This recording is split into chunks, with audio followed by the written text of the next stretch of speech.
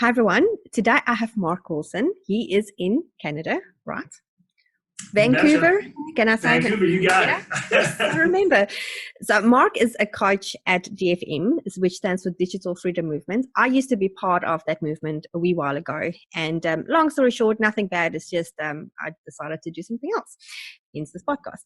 So anyway, so Mark he's known as the Viking coach. He's an absolutely fantastic person. When I was still involved with DFM, I've learned a lot from him. And specifically, this season of the podcast is about growing and scaling your business. And I thought, wow, what better person to interview than Mark, because he is a master in this.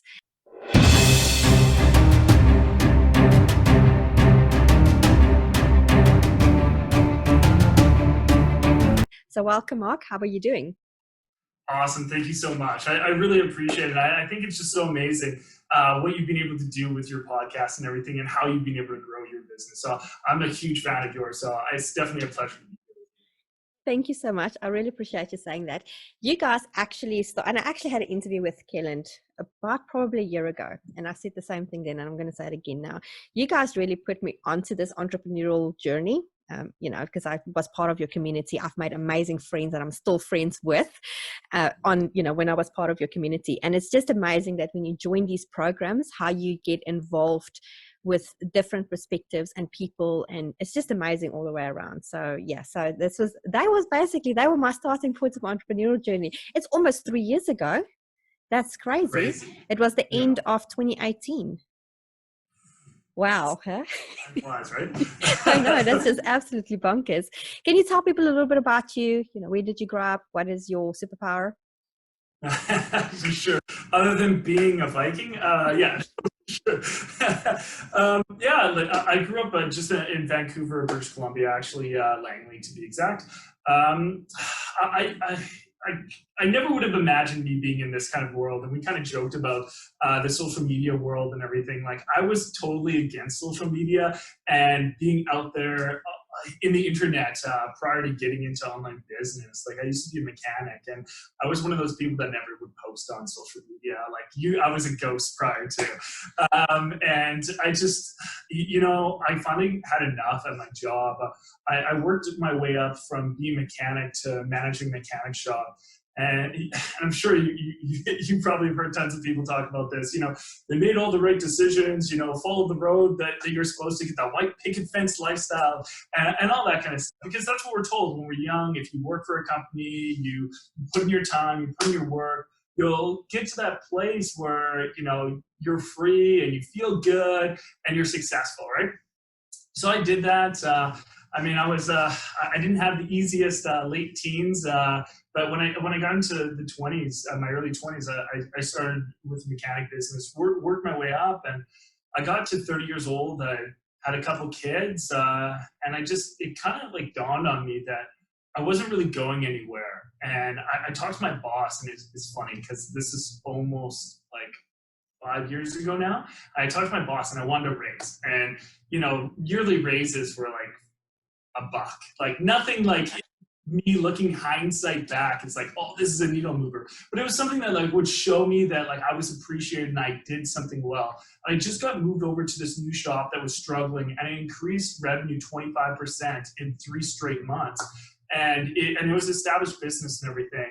So I was like, yeah, I deserve a raise. So I went in there asking for a raise. And at 30 years old, they told me that there was no more money for me. And like at 30 years old, being capped and feeling like you peaked, it was just like, that was that huge slap in my face that I needed to like push me out of my comfort zone to try something else. And I had a buddy that was crushing in the online space. And he actually introduced me to my now business partner, Kevin Chafee.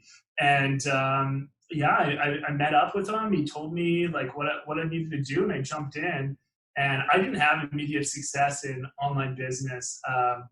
I sucked. I probably had the worst first month in like business world that I've seen like anybody do. Like for the amount of effort and spend and stuff like that I put into business, because that's in the end of the day, you have to invest into everything, right? Money and time, whatever it is. There has to be some type of investment. All, as Russell Brunson says, all good entrepreneurs need to be able to take out their so I did, and I just kept failing, and I wasn't really digging into the process to really finding success.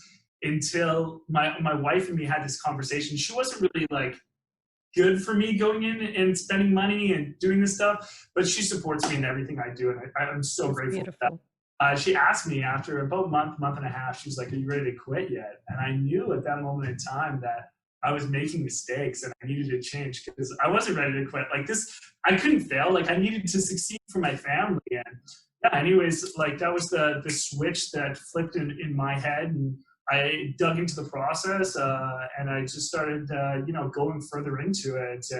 A couple businesses later, I created Digital Freedom Movement with Kellen, and I'm here today. It's been a crazy, crazy journey. That is awesome. So how long did it, okay, because I like to ask this question because when I speak to people, they expect to make $1 million in their first year because it's so easy to work online. And the reality is it's not going to happen. So what has your first year been before you met Kellen? So how many failures, like how bad was it for you? Oh, like it was my first ever business was even before that was I started an e-juice business, like that stuff that you put in vaporizers and stuff like that.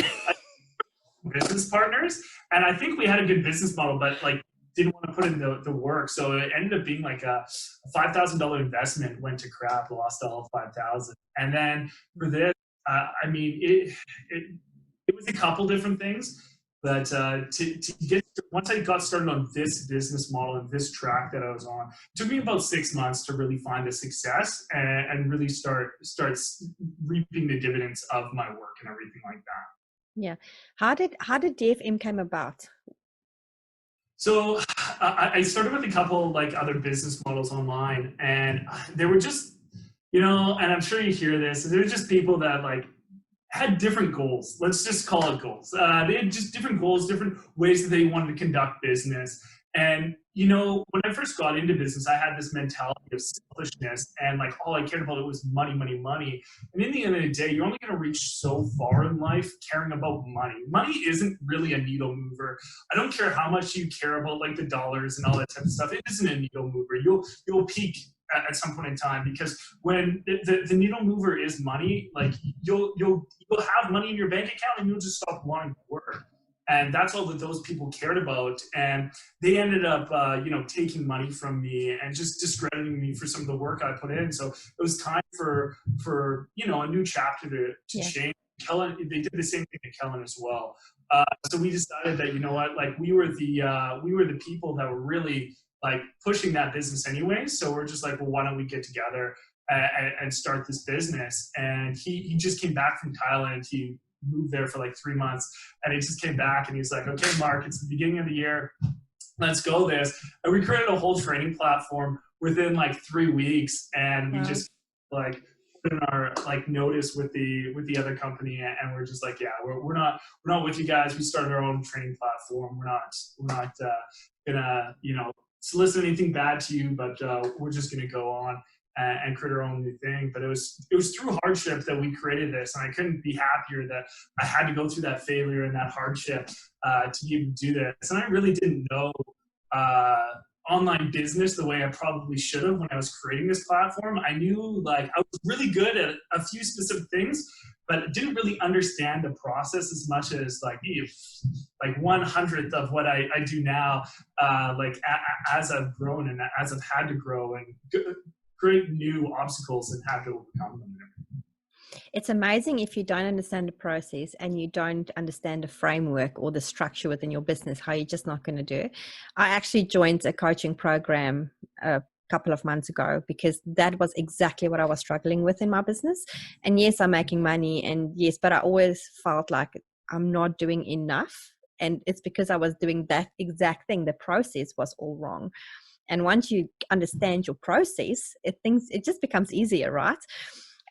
Do you feel like introducing the right process also helped you to scale the business? Oh, so much so. Like it's crazy because I used to talk about sales all the time. Oh, I made this money. I made that sale. Woo! And like now I talk about changing people's lives, because in the business that I'm in is like, I help coach and mentor other people for online success and give them a blueprint that they can follow for, expedited success. And when I stopped thinking about it, was like, this person is a dollar amount. but this is somebody's life that I have in my hand and I need to cherish this. Like, this is somebody's dreams. And I really started to understand that and dig into, like, I can change this person's life, or like, if I don't show up today, this person's happiness and dreams and goals in life could be like just tarnished and gone away. That's when I really started feeling abundant, like having that like abundant mentality, because I got there and the business just went with it at that point in time. Yeah, yeah, and it's amazing because it's so refreshing to hear that you're saying that you hold that person in your hand and not just the money, because people, they undervalue that you're working with a person that has emotions and feelings and a family and all of those things. And if you just so focus on the money, you don't actually think of how you can wreck lives, if I put it bluntly. There's so many, you probably know yourself, all these, what do they call them, gurus, and then they the fake gurus where you pay like up to $10,000 to enter a program, and then that's it, you get like no value out of it. It's amazing how people do that. It's just crazy. I totally agree. Like, whenever you're watching videos, or like tutorials, whatever you want to call them, you're always going to hit some part. And no matter how good you are at teaching or coaching or mentoring, you could be the best in the world. But just watching videos, you're always going to have questions. Oh, there's always going to be something missing. And maybe it's not the exact same thing missing for everybody. There's always going to be something missing. So people need that help. And that's one thing that I feel like is missing in so many programs like you're talking about. That's one thing that we've definitely dug in harder over the last 6 months, is how, we can make sure that there's always somebody available to answer a question, to help with implementation and all that. Yeah, but you guys have always actually been pretty good at that though, so it's 100%.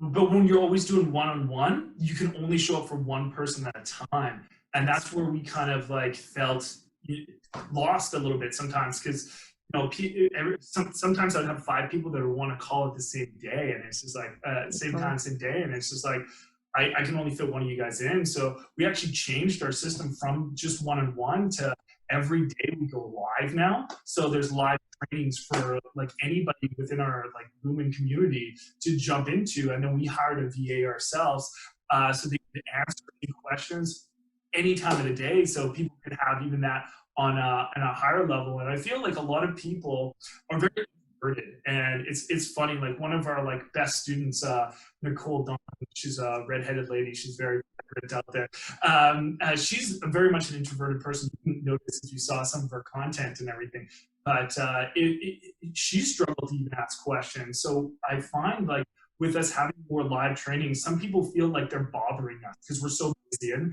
I mean, yeah, like Kel and me are busy, the coaches, we're busy, but that shouldn't ever deter somebody from their own success. My busyness, my schedule shouldn't ever deter. But some people just don't want to be a bother or inconvenience, and they end up failing because of that. So I feel like with the structure of being more live and those type of things, they don't have to feel as, bothered, being a bother to us now. Yeah. And it's so true, because if you do the live trainings, you actually get the people feeling that it's not a bother, because they're doing it for everybody, it's not just for me. Because I actually remember Kellen used to always say, why is there no questions, nobody's asking questions, remember, we can't help you to do this if you don't ask questions. And I remember that.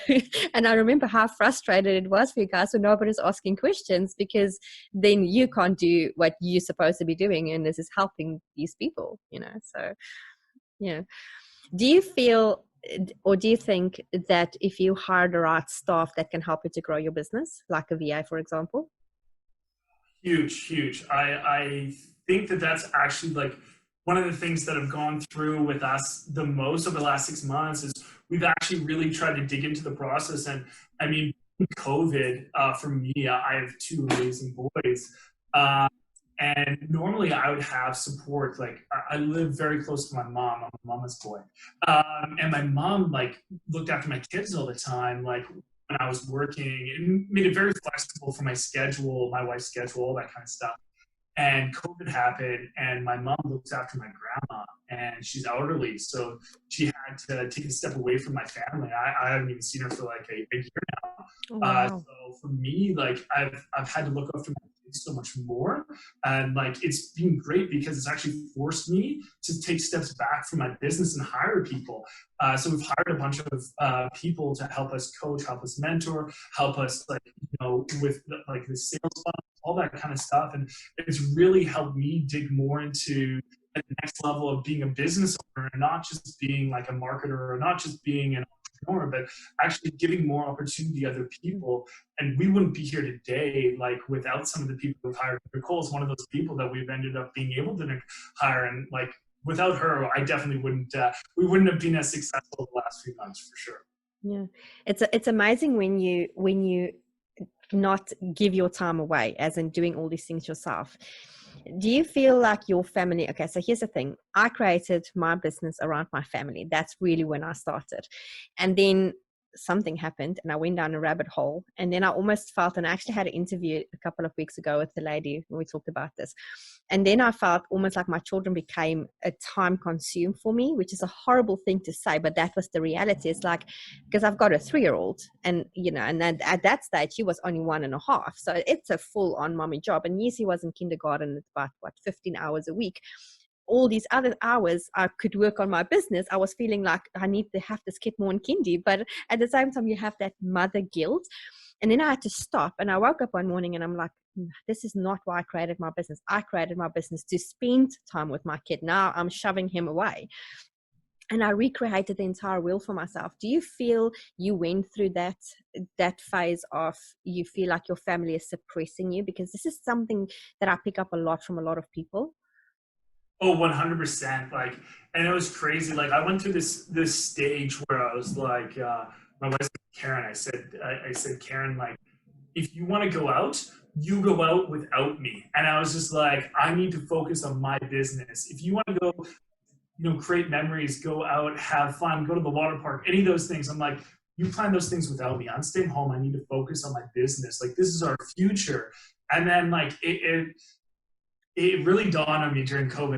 It's like, and I talk about COVID, I mean like the summertime. Yes. It really dawned on me like during that, like it's just like, wow, I built all these things so I could create special moments for my family and everything, and I could be there for them. And that was it. Like, I was feeling like they're bothersome, like I was getting upset or angry. It's just like, man, like I'm in the middle of this video, and now I've just dug into the process. Like, whatever. Like, you know what I mean? Like, I do live trainings, and then my kids walk into the room asking me questions. I'm like, yeah. My oldest son wants to be a YouTuber, so I mean, I must be doing something right if he wants to be reminiscent of me, right? That is awesome, though, that he wants to be a YouTuber. It's so much fun. He must do it. Yeah, exactly, right? Currently, he calls himself a fake YouTuber, and he just practices so nobody can see him because he's too shy, he says. Oh, there's nothing wrong with that. You just have to, get into it and learn the skills. But it's good to practice. Put those videos on private, that's all. Exactly. Okay, we talked a little bit about processes. Was there something specifically that you guys implemented that helped you to grow your business? Something automation, like we talked about automation and getting staff involved and all of that. But was there something specific that you did that you felt really made a difference? Yeah, actually, like a combination of two things.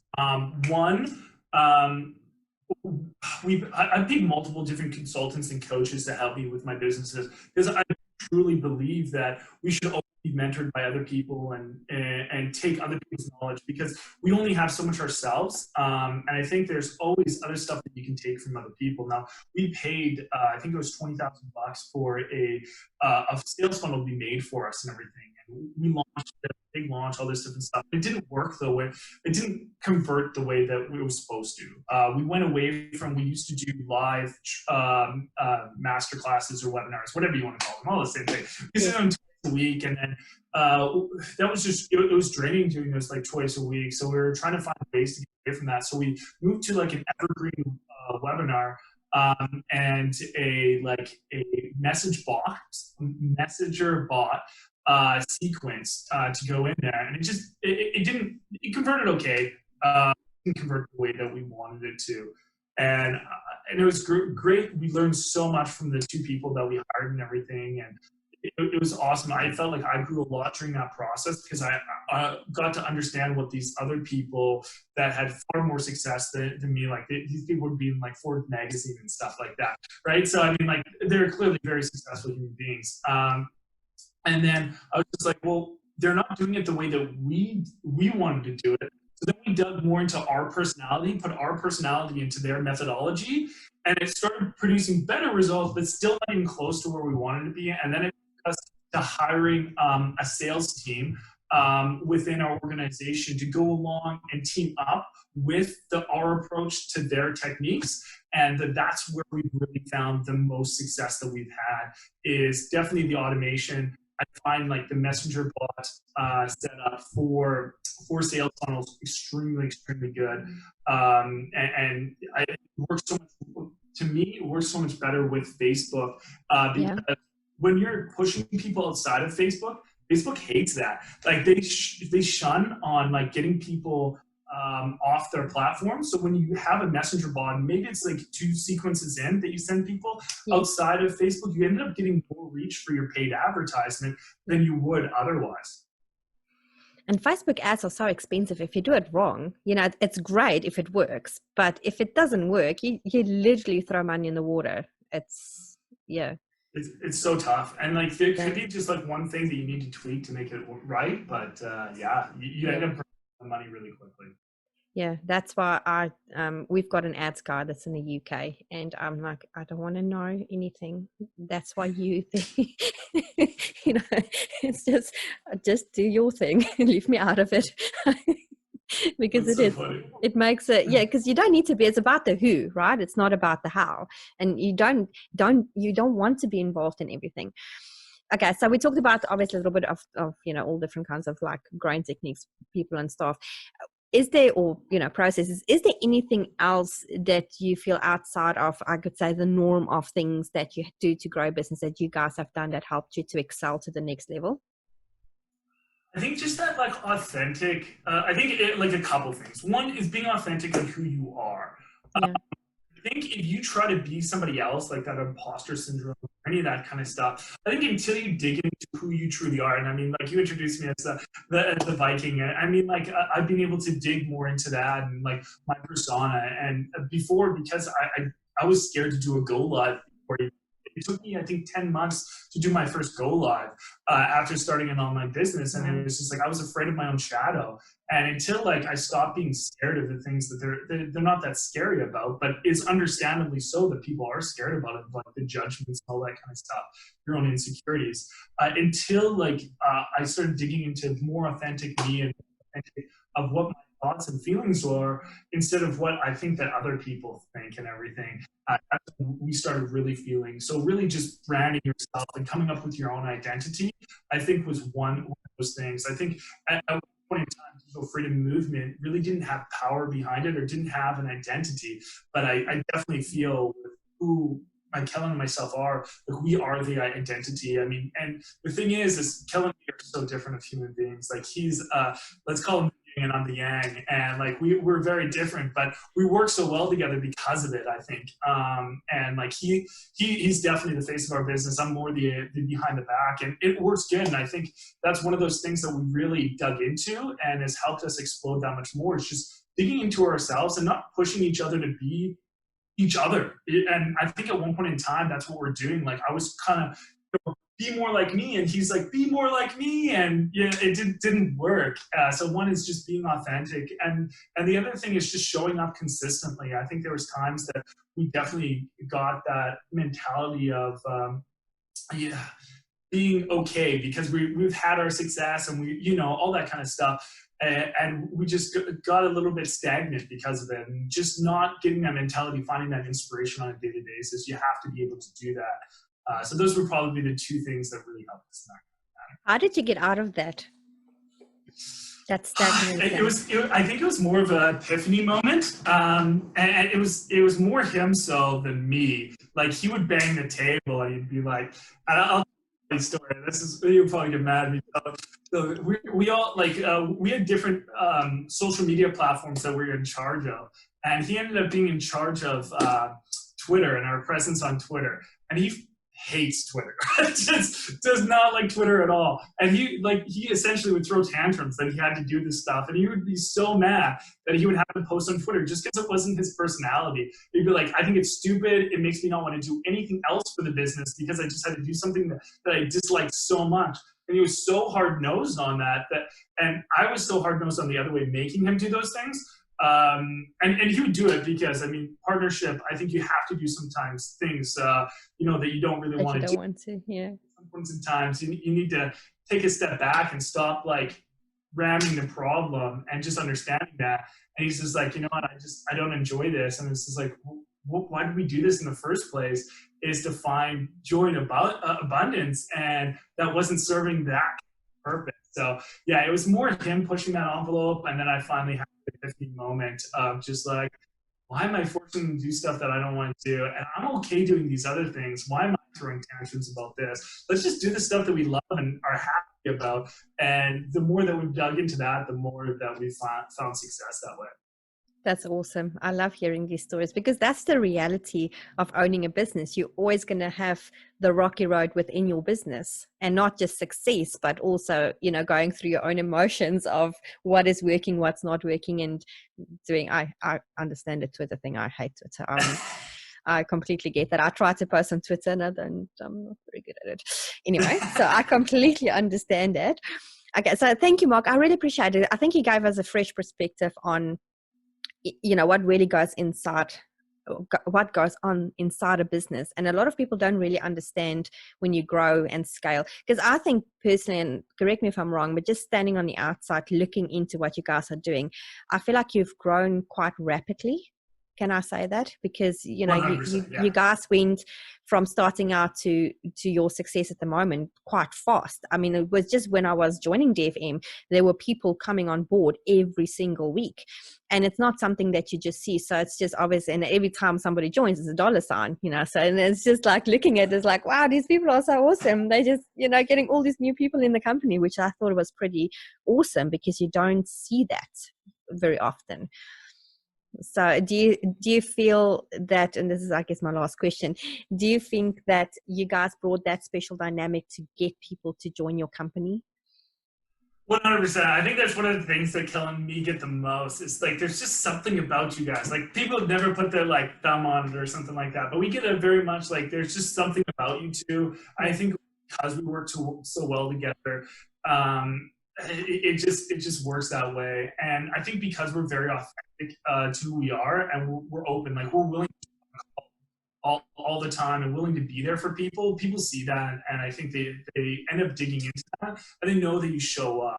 I think that's so key to being a leader in any kind of platform, business, anything. I just think you need to show up for people and care about their success, because it can't be all about you. Being a leader, it just can't. It has to be about them and what is in their best interest. I mean, obviously it can't be in your detriment to be in their best interest, because I'm sure everybody would just like us to sit there and do their businesses for them and show them everything that they possibly can do. But at some points you have to dig into that and have that accountability to yourself. But we definitely, I think we are who we are. We put it on display every single day, and we have like our members, brand new members, they message us and we answer. And I think that just helps build that kind of that bond. I mean, those are things like Gary Vee did when he first started. He used to answer all of his comments on every one of his platforms and everything like that. Taylor Swift did that when she was just like a nothing. And I think that those are those things that you build, where you build that really good foundation to your business that people be like, I can buy into this because I can buy into them because they are who they say they are. That is very, very true. If somebody's sitting on the fence and they're thinking of starting a business, but they're not sure if they can do it because they've got that imposter syndrome or whatever is going on with them, what advice would you give them? Just do it. Like, at the end of the day, like, you want to do it for a reason, and not doing anything, standing in your exact place in life is just going to get you staying there. And that's where I was for about 4 years. And the only things that were growing in my life was unhappiness and my debt. Like, I was 30 grand in debt when I started an online business.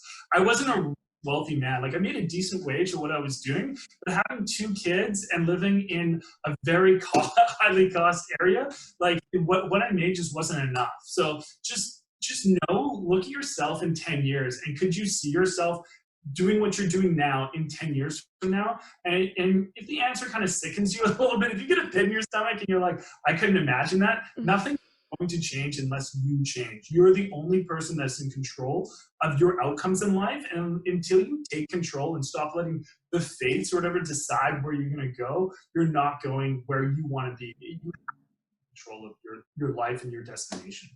I love that. That's really awesome advice. Thank you very much for that. And yes, so where can people reach you guys? What's the best way for them to reach you? And what is that thing that you can help them with?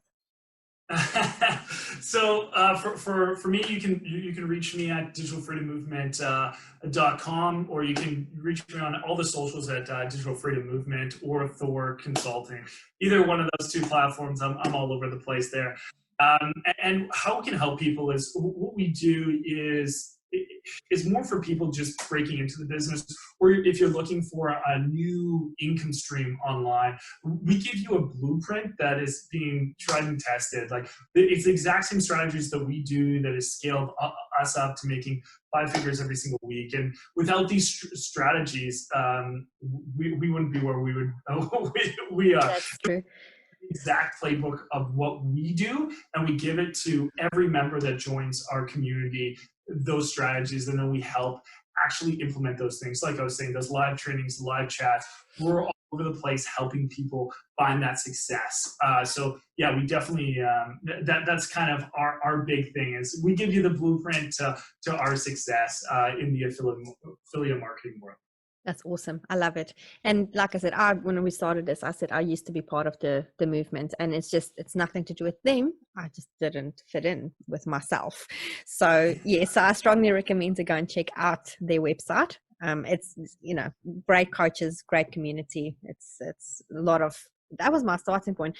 Fun fact, it's because of Kellen that I did my ever first go live. Really? Yeah, he really pushed me to do that, and that is why I did it. And I think if it wasn't for that, I probably would have. I just always felt like it was my starting point to do all of these things, because it builds your confidence, So I'll always have that connection to you guys in some way. I love that. I love it. Here was the reason why I did my first one too. I biffed it. Like I was horrible. Oh yeah. It was so bad. Like I could actually see my lips shake. It was that bad. I was on a boat in the middle of the Pacific Ocean. Like I was fishing, and I was like, "There's no better time than now. It's beautiful." And I didn't. It was just like I didn't talk about anything that in my head I planned out, and I was just like, I got off after like 2 minutes, and I was like just sweating. It was so bad. I love it. Absolutely love it. Thank you so much, Mark. I really appreciate this. This has been fun. And yeah, we'll definitely put all the links, all the social medias and everything underneath this interview so you guys can check it out.